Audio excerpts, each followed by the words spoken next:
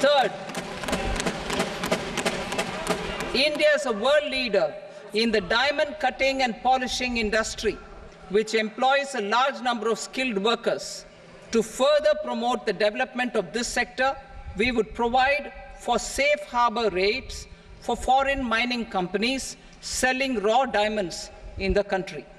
Fourth, to attract foreign capital for our development needs, I propose to reduce the corporate tax rate on foreign companies from 40 to 35%. Deepening the tax base. I have a couple of proposals for deepening the tax base. First, security transaction tax on futures and options of securities is proposed to be increased to 0.02% and 0.1% respectively. Second, for reasons of equity, I propose to tax income received on buyback of shares in the hands of recipients. Other proposals. To improve social security benefits, deduction of expenditure by employers towards NPS is proposed to be increased from 10 to 14% of the employee's salary. Similarly, deduction of this expenditure up to 14% of salary from the income of employees in private sector, public sector banks and undertakings opting for the new tax regime is proposed to be provided. Indian professionals working in multinationals get ESOPs and invest in social security schemes and other movable assets abroad. Non-reporting of such small foreign assets has penal consequences under the Black Money Act. Such non-reporting of movable assets up to 20 lakh rupees is proposed to be depenalized. Other major proposals in the finance bill relate to withdrawal of equalization levy of 2%, expansion of tax benefits to certain funds and entities in IFSCs, and immunity from penalty and prosecution to Benamidar on full and true disclosure so as to improve conviction under the Benami Transaction Prohibition Act 1988. Personal income tax. Coming to personal income tax rates, I have two announcements to make for those opting for the new tax regime.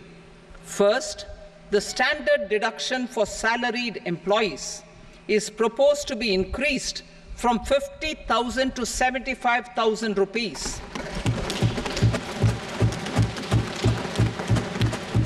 Similarly, deduction on family pension for pensioners is proposed to be enhanced from 15,000 to 25,000 rupees.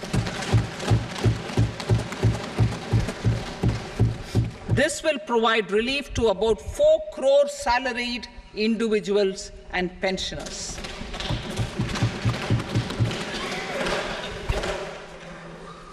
Second, in the new tax regime, the tax rate structure is proposed to be revised as follows: 0 to 3 lakh rupees, nil; 3 to 7 lakh rupees, 5%; 7 to 10 lakh rupees, 10%; 10 to 12 lakh rupees, 15%; 12 to 15 lakh rupees, 20%; and above 15 lakh rupees, 30%. As a result of these changes, a salaried employee in the new tax regime stands to save up to 17,500 rupees in income tax.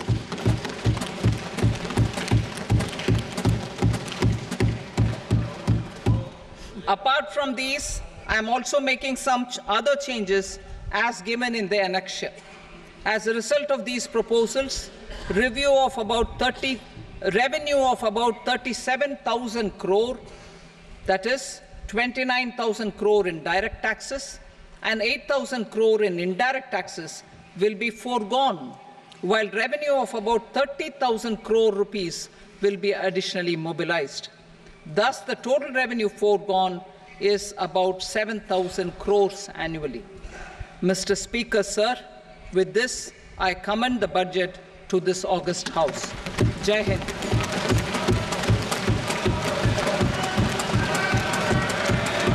Item number 2. Item number 2.